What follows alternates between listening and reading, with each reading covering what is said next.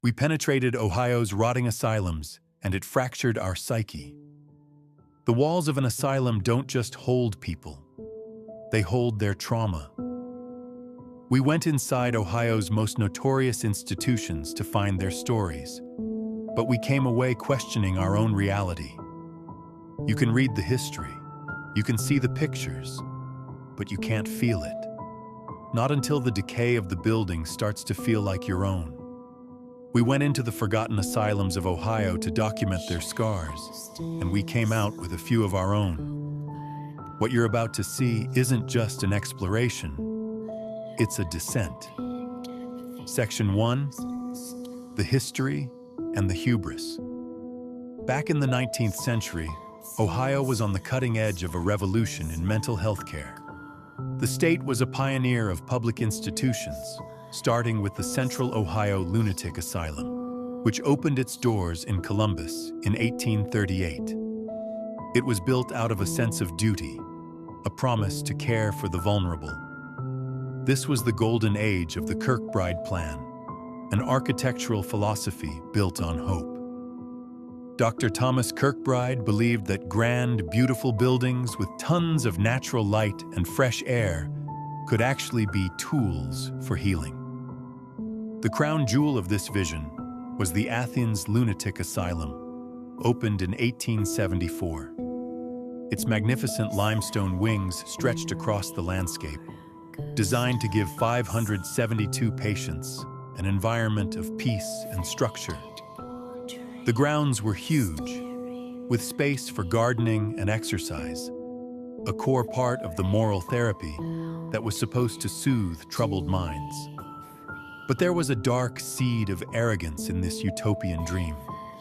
The definition of mentally unwell was dangerously broad. The records show the very first patient at Athens was a 14-year-old girl, admitted for what we now know as epilepsy, but was considered demon-possessed at the time. Others were admitted for masturbation, for being rebellious, or just for being old and in the way. Civil War veterans, haunted by what we'd now call PTSD, were sent here to be forgotten. The system, built with such noble ambition, was doomed to fail. Overcrowding became the new reality. The Columbus State Hospital, the successor to that first asylum and designed for 850 patients, held over 1,300 by the turn of the century. By 1935, that number had exploded to almost 3,000. Athens, designed for less than 600, was eventually crammed with over 2,000 souls. With undertrained staff, crumbling buildings, and no money, these havens turned into something else. The architecture of hope became a container for misery. This is the history we wanted to touch. We wanted to stand inside these fallen giants and understand how a dream of healing fractured into an institutional nightmare. We just had no idea the fracture was contagious. Section 2, the descent.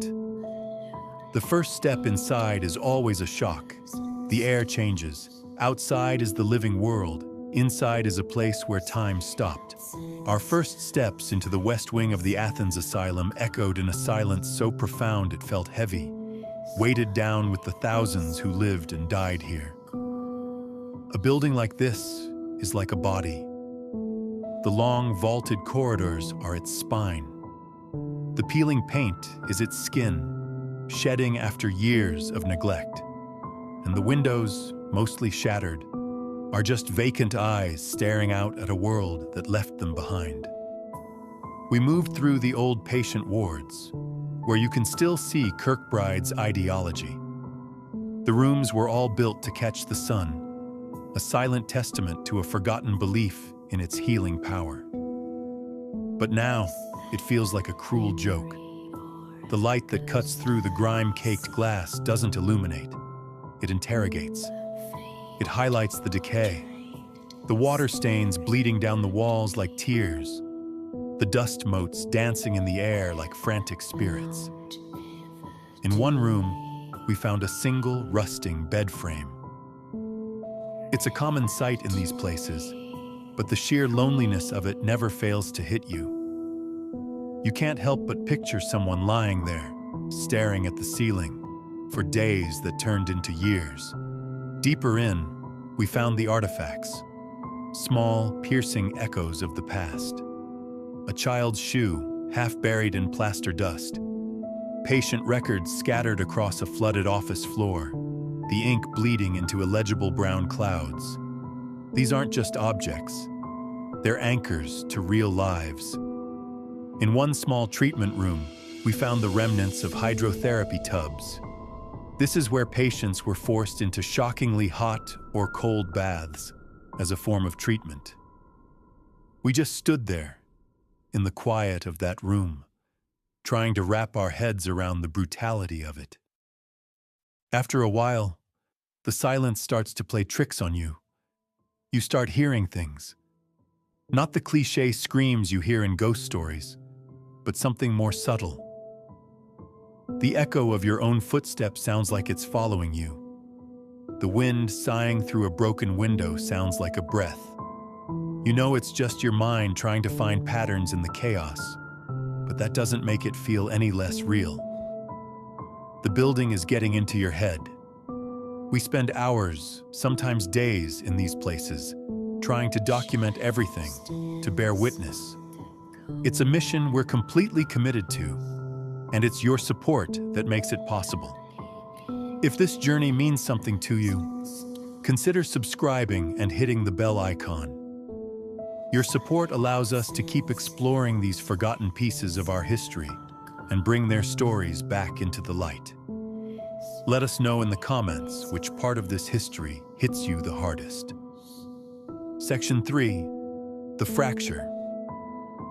In every exploration like this, there's a point where the line between you and the place you're in begins to blur. For us, it happened in the operating theater. It was on an upper floor, positioned to get the best natural light. A huge, rusted operating lamp hung from the ceiling like some kind of mechanical predator, its gaze fixed on the spot where a table once stood. This room wasn't for setting broken bones. This was where lobotomies were performed. The infamous Dr. Walter Freeman, the traveling evangelist of the transorbital lobotomy, visited Athens. Armed with an instrument that was essentially an ice pick, he'd perform the procedure by going through the patient's eye socket to sever connections in the brain. He performed over 200 of them right here. Standing there, in the suffocating quiet of that room, the history became real. The intellectual horror gave way to something raw and emotional. We weren't just explorers anymore.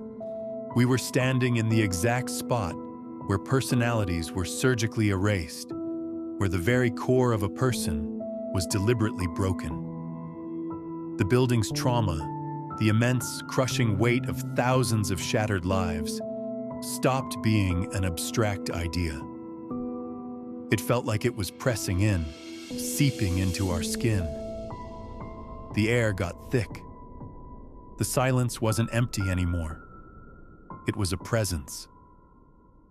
That's the fracture. It's the moment the empathy you need to do this work turns on you. The professional distance just evaporates.